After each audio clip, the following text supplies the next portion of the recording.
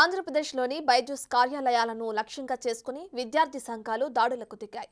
బైజూస్ సంస్థతో రాష్ట్ర ప్రభుత్వ ఒప్పందాన్ని రద్దు చేయాలని డిమాండ్ చేస్తూ ఏఐఎస్ఎఫ్, ఏఐవైఎఫ్ ఆధ్వర్యంలో ఆందోళనలు నిర్వహించారు. ట్యాబ్ల కొనుగోళ్ల కోసం ఫైనాన్స్ కంపెనీ ద్వారా లోన్లు అడుగుతున్నారని విద్యార్థి నాయకులు ఆరోపించారు.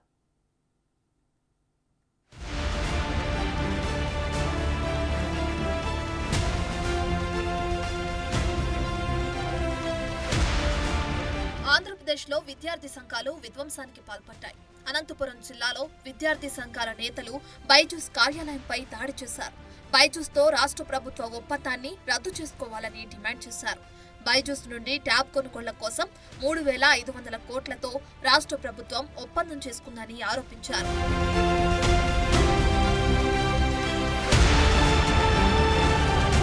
ట్యాబ్ల పేరుతో 3,500 కోట్లకి బైజూస్తో ఒప్పందం చేసుకోవడం జరిగింది.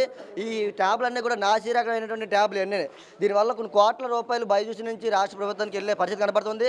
ఈ బైజూస్ అనే సంస్థ మనీలానికి అయితే 9,500 కోట్లకి అవినీతి ఆరోపణల్లో చిక్కుకుంది. ఇటువంటి బైజూస్ ఒప్పందంతో మీరు ఎట్లా ఒప్పందం కుదురు చూసుకుంటారని చెప్పేసి మేము రాష్ట్ర ప్రభుత్వానికి తెలియజేస్తా ఉన్నాం. ఇవి బైజూస్ విద్యార్థులు తల్లిదండ్రులు వేల కోట్ల రూపాయలు వసూలు చేస్తూ ఉంది. అందుకే రాష్ట్ర పిలుపు మేరకు అన్ని జిల్లాలు కూడా ఏఐఎస్ఎఫ్, ఏఐవైఎఫ్ కూడా భౌతిక దాడులు తెగమని చెప్పేసి పిలుపు రావడం జరిగింది.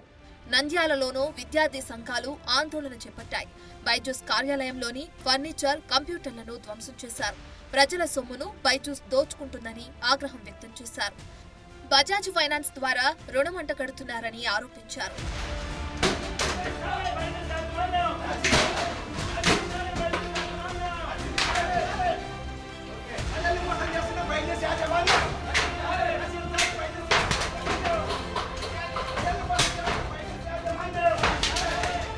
విశాఖలోనూ విద్యార్థి సంఘాల నేతలు నిరసనకు దిగారు.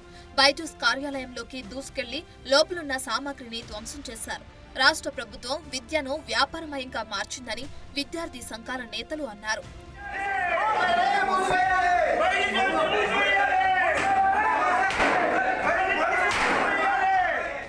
తిరుపతి జిల్లాలోనూ బైజూస్ కార్యాలయాలపై దాడులు జరిగాయి. విద్యార్థి సంఘాల ప్రతినిధులు ఆఫీసులో ఉన్న ఫర్నిచర్ను ధ్వంసం చేస్తూ ప్రభుత్వ వ్యతిరేక నినాదాలు హోరెత్తించారు.